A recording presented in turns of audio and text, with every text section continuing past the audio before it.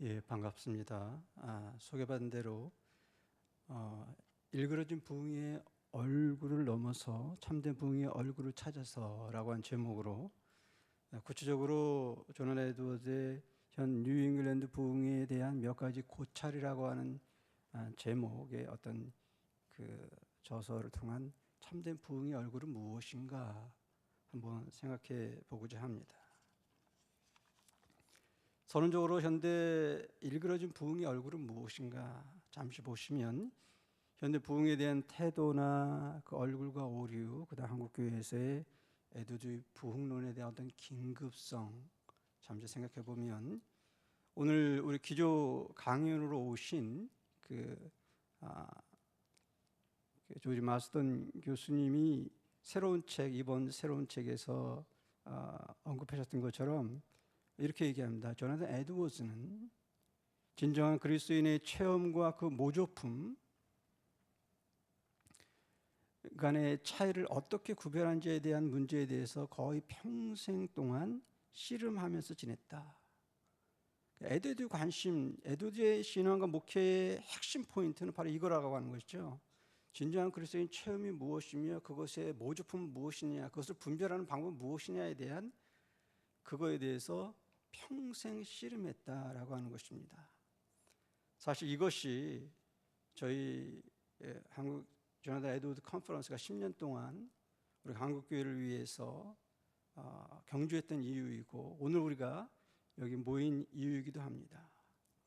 본문의 목적 및 구성을 잠시 보면 말씀드린 대로 이 에드워즈의 이 몇 가지 고찰을 통해서 참된 부흥의 얼굴은 무엇이냐, 특징은 무엇이냐, 무엇보다 현대 한국교회에서 일부 드러난 어떤 일그러진 부흥의 얼굴을 넘어서 참된 부흥의 얼굴은 무엇일까? 라고 하는 것을 모색하는 데 있습니다. 이를 위해서 먼저 첫 번째는 고찰에 나타나는 참된 부흥의 특징과 그 원리를 한번 생각해 보고요. 두 번째는 이 원리를 통해서 한국교회를 위한 적용은 무엇일까? 한번 생각해 보고자 합니다.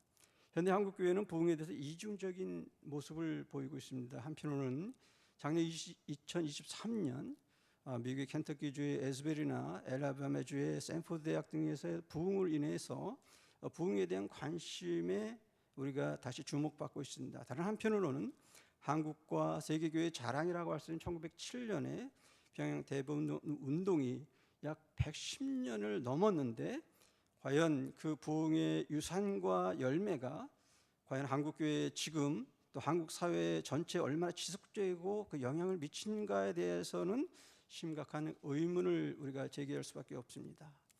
그럼 현대 일그러진 부흥의 얼굴을 보시면 첫 번째 현대인들의 부흥에 대한 태도는 세 가지입니다. 하나는 부흥에 대한 무관심입니다. 그리고 나아가서 기피하게 되고요. 더 나아가서 피로증을 느끼게 되는 것이죠. 이게 점진적인 모습입니다. 무관심, 기피증, 피로증을 느끼게 되고요. 좀 부흥을 아는 분들의 태도는 뭐냐? 부흥에 대한 일그러진 태도의 모습을 보게 됩니다. 그 두 가지를 우리가 단적으로 볼 수 있는데 하나는 뭐냐? 부흥에 대해서 어떤 광증의 모습, 또 하나는 균형의 상실의 모습을 보게 됩니다. 부흥의 광증의 모습은 극단적인 모습과 현상만을 우리가 보게 되는 것이죠. 그래서 에드워드 시대의 뉴잉글랜드 지역에서 나타나는 그런 현상과 찰스 피니의 어떤 인간 중심적인 어떤 부흥의 운동, 현대 토론토 블레싱 운동과 같은 그런 성령과 부흥에 대한 오해, 이런 극단적인 광증의 현상을 우리가 보게 되는 것이고 한국교회에 대해서는 이미 박영등 교수의 여러 저서를 통해서 우리가 볼 수 있기 때문에 넘어가겠습니다. 두 번째는 부흥에 대한 어떤 균형의 상실을 보게 되고 있습니다. 그래서 부흥과 성령님의 어떤 그 균형과 다양성을 이해하지 못하는 그러한 나아가서 이런 극단적인 태도를 통해서 신앙의 불균형, 나아가서 인생의 불균형을 우리가 초래하게 됩니다. 부흥에 대한 두 가지 오류는 과거의 오류와 낭만적인 오류인데, 특별히 낭만적인 오류라고 하는 것은 뭐냐? 부흥이 모든 것을 해결할 수 있다라고 하는 어떤 극단적인 낭만적인 태도죠. 제 패커가 그렇게 지적하고 있고요. 결국은 21세기 한국교회에서 에드워즈 부흥론의 긴급성을 우리가 보게 되는데, 이런 부흥에 대한 일그러진 얼굴의 근본적인 원인은 무엇일까? 그것은 부흥의 본질에 대한 오해, 나아가서 무지 때문이 아니겠는가라고 하는 것이죠. 이런 맥락에서 21세기 사는 우리 한국에서, 한국 교회에서는 조나단 에드워드의 부흥에 대한 지혜와 통찰을 절실하게 요구하고 있다라고 말씀드릴 수 있습니다. 왜냐하면 그는 이런 부흥의 본질에 대해서 세계 교회사에서, 이건 분명한 것이죠, 세계 교회사에서 가장 탁월하게 성경적이고 포괄적인 분석과 대안을 제시했던 세계 최고의 권위자요 목회자 신학자였다라고 말씀드릴 수 있기 때문입니다.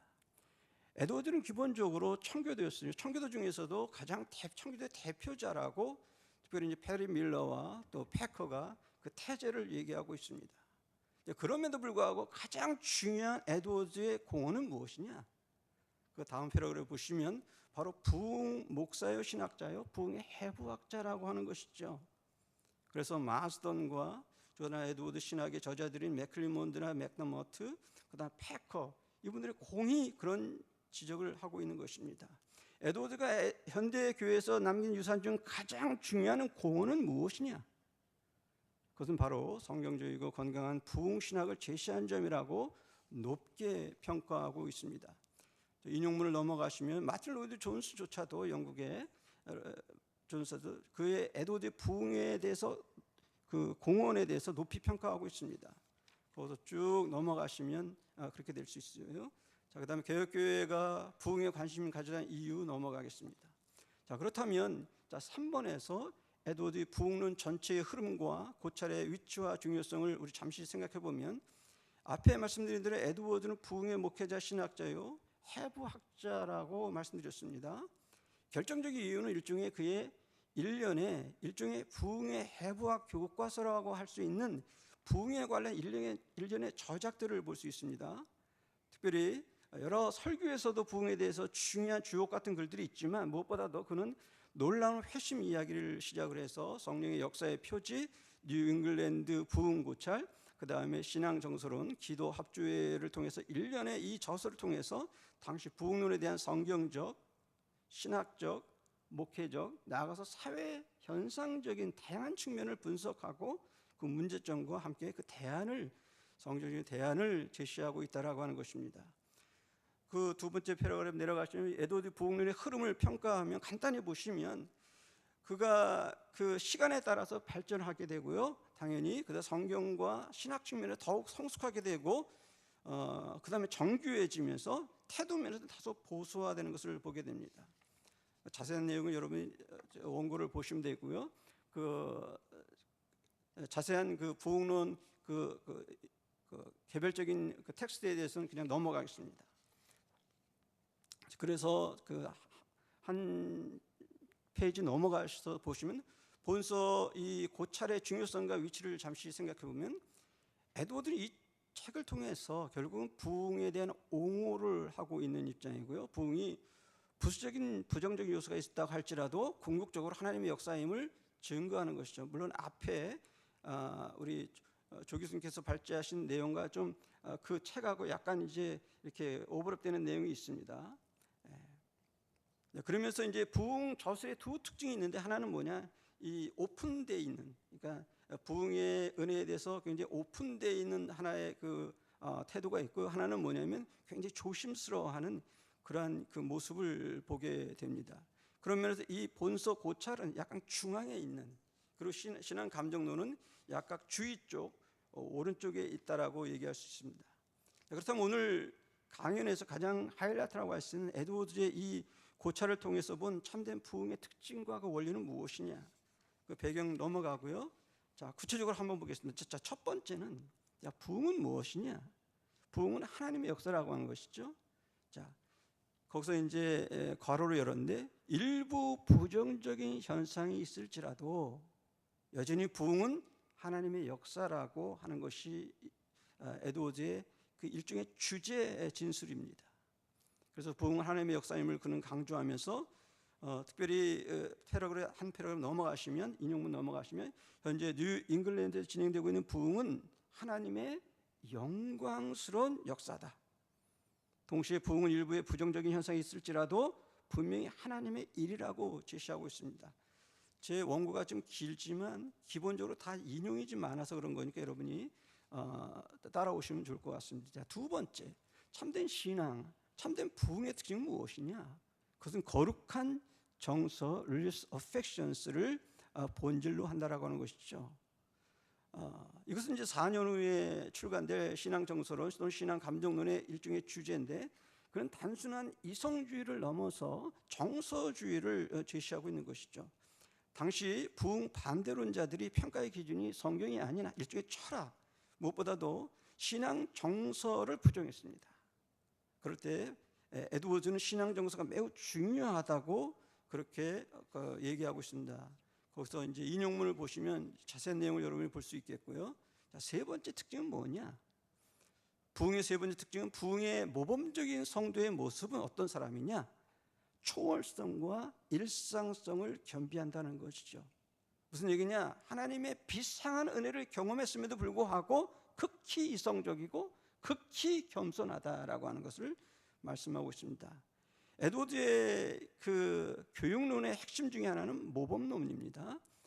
그는 본서에서도 그는 부흥을 옹호하려고 하는 목적으로 부흥을 경험한 한 성도의 모범을 제시하는데, 사실 무명이었지만 실질적으로 사라 사모님을 지금 제시하고 있는 것이죠. 이분의 특징은 뭐냐? 그녀는 부흥의 최고의 경지를 경험했지만 결코 일상적인 생활을 간과하지 않았다라고 하는 것입니다. 매우 겸손했고 이성적인 인물이었다라고 그는 제시하는 것이죠. 따라서 참된 부흥의 성도의 모습은 뭐냐? 특징은 뭐냐? 신앙의 초월적인 은혜와 함께 현실의 뿌리박은 일상성을 겸비한다라고 말씀드릴 수 있는 것입니다. 네 번째 부흥의 특징은 하나님의 가장 영광스러운 역사라고 하는 것이죠. 이것이 또 하나의 본서의 핵심 주제 중에 하나입니다. 그럼 무엇보다 부흥이 성격과 종류에서 영광스러움을 강조하는데, 무엇보다도 하나님의 모든 역사 가운데 가장 영광스럽다고 얘기합니다. 이 부흥이 구속 역사로서 창조 역사보다 더 영광스럽고, 영광스러운 이유의 두 가지 분명한 이유는, 첫 번째는 뭐냐? 하나님의 영광을 가장 잘 드러난다, 이 부흥의 역사가. 두 번째는 인류의 행복과 관계되었다라고 그 얘기를 하고 있습니다. 거기서 디테일한 내용은 인용문을 보면 여러분이 볼 수 있을 것입니다.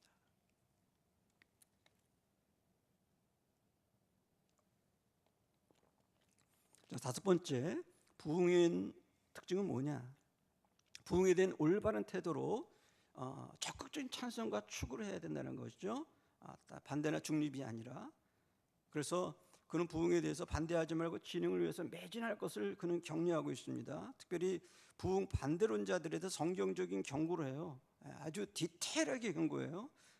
하나님의 역사를 반대하거나 침묵하는 사람은 저주를 받을 것이라고 성경의 구절을 디테일하게 얘기하면서 구체적으로 진흥을 위해서 일하면 하나님의 복을 누리는 길이라고 그렇게 제시를 합니다. 동시에 사회 각 층에서 부흥 진흥을 위해서 의무를 제시를 하고 있습니다.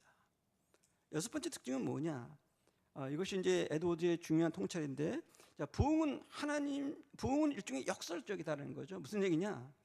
하나님의 주권적인 역사임에도 불구하고 인간의 의무가 함께 간다라고 하는 것이죠. 자, 이것이 이제 부흥의 역설성이에요. 그는 개혁주의적인 신앙의 핵심이라고 할 수 있는 바로 하나님 주권의 우선성을 분명히 강조합니다. 그럼에도 불구하고 동시에 인간의 의무에 대해서 균형적인 태도를 보여줍니다. 인용문에서 이렇게 얘기합니다. 최근에 이 땅에서 진행되는 부흥은 하나님의 일이지 사람의 힘이나 재간에서 비롯된 것이 아니고, 부흥의 진행이 우리 자신의 능력이나 지혜에 의존한 것이 아닙니다. 그럼에도 불구하고 이것이 포인트죠. 하나님은 모든 사람이 부흥의 진흥을 위해서 애쓸 것을 기대하신다라고 그렇게 말하고 있습니다. 이런 균형의 측면에 대해서 에드워드는 회심과 구원의 과정, 나아가서 부흥의 과정에서 하나님과 인간 모두가 능동적으로 활동한다고 지적합니다. 그 인용문 보시면 그렇게 알 수 있고요. 자, 그 네 줄 내려오시면 로이드 존스 또한 이 에드워드의 태도에 대해서 완벽한 균형을 이룬 사람처럼 보인다라고 그렇게 평가를 합니다. 로이드 존스를 얘기하죠. 에드워즈는 극단적인 켈빈주의를 반대했으며 동시에 알미니안주의를 반대했다라고 그렇게 균형적인 에드워즈의 모습을 얘기하고 있습니다. 자, 7번째 특징은 무엇이냐? 바로 부흥 설교와 그 목회론의 특징을 제시합니다. 첫 번째는 이 부흥 설교의 특징으로서 첫 번째 뭐냐? 정서적인 설교의 우선성을 강조합니다.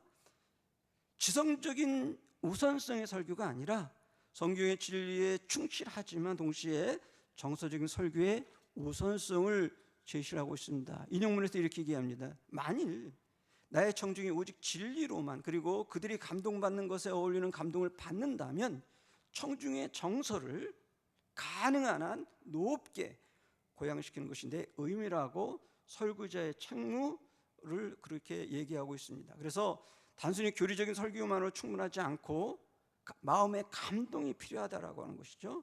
두 번째 부흥 설교의 특징으로 인상 설교를 옹호합니다. 무슨 얘기냐? 설교의 목적이 단순히 설교 후의 기억보다는 설교 당시 청중의 인상에 영향을 미치는 것이 중요하다라고 얘기하는 것입니다. 그러니까 거기에 열심히 있다라고 하는 것이죠. 자, 그래서 세 번째는 공포와 지옥 설교를 옹호하게 됩니다. 그는 목사는 마치 외과 의사 같아서 성도들의 문제를 표면적으로 치료하는 것이 아니라 근본적인 문제를 수술하고 치료해야 한다라고 얘기하면서 그렇다면 만약에 구원에 도움이 된다면 공포 설교와 지옥 설교가 필요하다고 사용이 가능하다고 그는 옹호하게 됩니다. 그 다음에 어린이와 청년의 회심에 대해서도 그는 옹호하게 됩니다.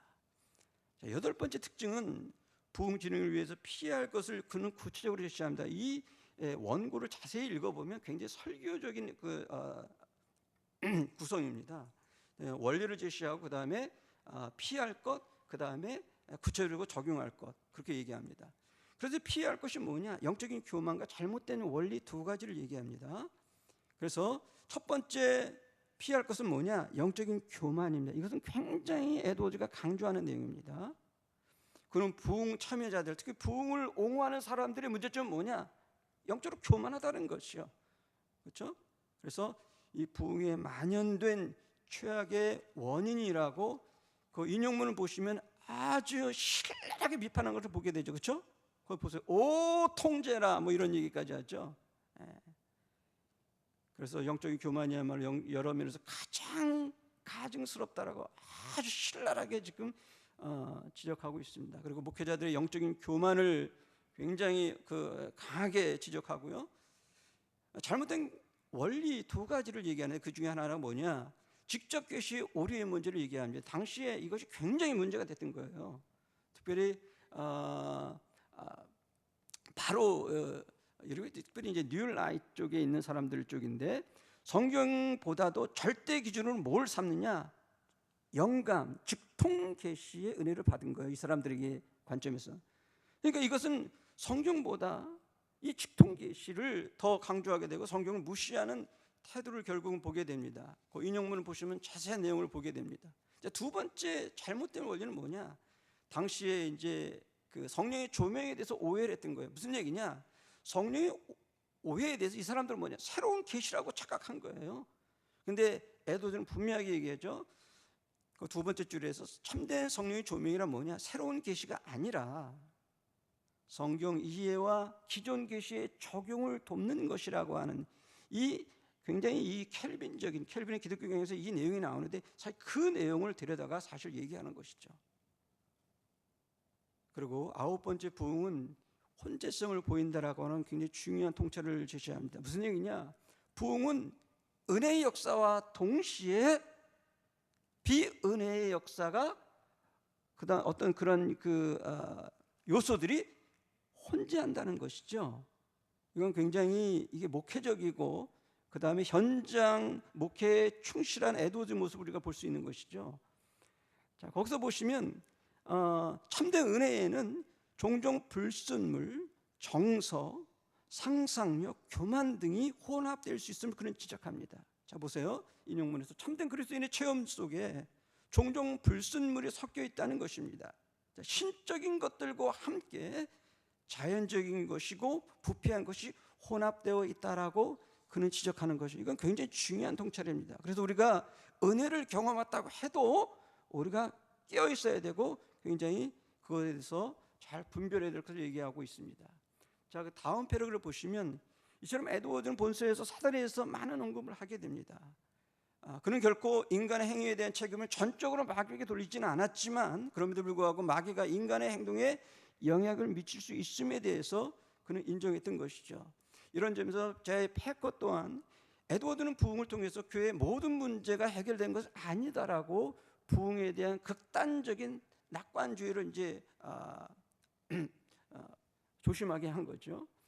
근데 흥미로운 것은 영국의 C.S. 루이스조차도 그의 사탄에 대한 통찰을 잘 보여주는 스크루테의 편지에서 바로 이 혼합성과 사탄의 역사와 관련해서 인간 마치 양서류와 같다, 엠피비언과 같다라고 얘기하면서 반은 영이고 반은 동물이기 때문에 이런 기복의 법칙, 사람이 이제 영과 육에서 왔다 갔다 하는 동시에 그 중간에 바로 영적인 건조기를 경험할 수 있다는 거죠. 그때 사탄이 유혹하기 쉽다라고 그렇게 제시를 하는 것을 우리는 볼 수 있습니다. 자, 10번째 특징은 뭐냐? 부흥은 이것이 또 하나의 이제 에드워드의 중요한 통찰입니다. 부흥은 총체성과 일체성을 보인다는 것이죠. 무슨 얘기냐?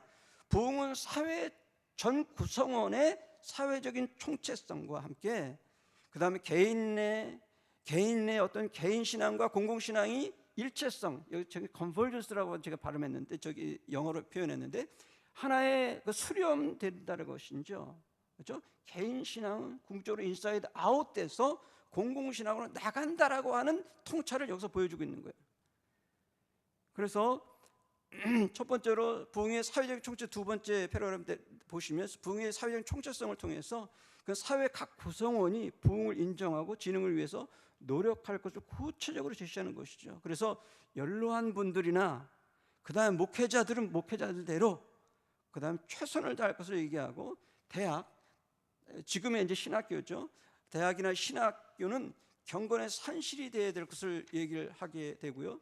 제가 일부러 이 대학과 신학교 인용문을 제가 길게 내온 건 뭐냐? 지금 이제 목회자분들과 우리 신학생들이 많이 있어서 과연 우리 한국 교회 지금 대학과 신학교가 이 본질의 문제에 대해서 과연 얼마나 힘쓰고 있느냐에 대해서 생각해서 제가 넣었습니다. 그리고 이 대학에서 악덕과 게으름을 용인해서는 안 되고 거룩한 사회가 되어야 될 것을 얘기하면서 사회의 경건과 거룩의 원천이 되어야 될 것이다 라고 하는 것을 이제 그가 제시합니다. 그리고 부자와 지주층의 의무로서 재물과 권력을 통해서 궁극적으로 부흥과 구원을 진작할 것을 제시하게 됩니다. 자, 그다음에 중요한 것은 모든 성도들의 의무를 얘기하는데 첫 번째는 기도입니다. 그렇죠? 무엇보다도 모든 성도는 어떤 방식으로 하나님을 영화롭게 하면서 부흥을 진흥을 위해서 힘써야 한다고 얘기를 하는데 무엇보다도 기도를 엄청 강조를 하게 됩니다. 그러면서 동시에 그런 자선과 구제를 강조하게 되는 거죠. 무슨 얘기냐? 개인적인 예배와 성만찬의 개인 신앙과 함께 동시에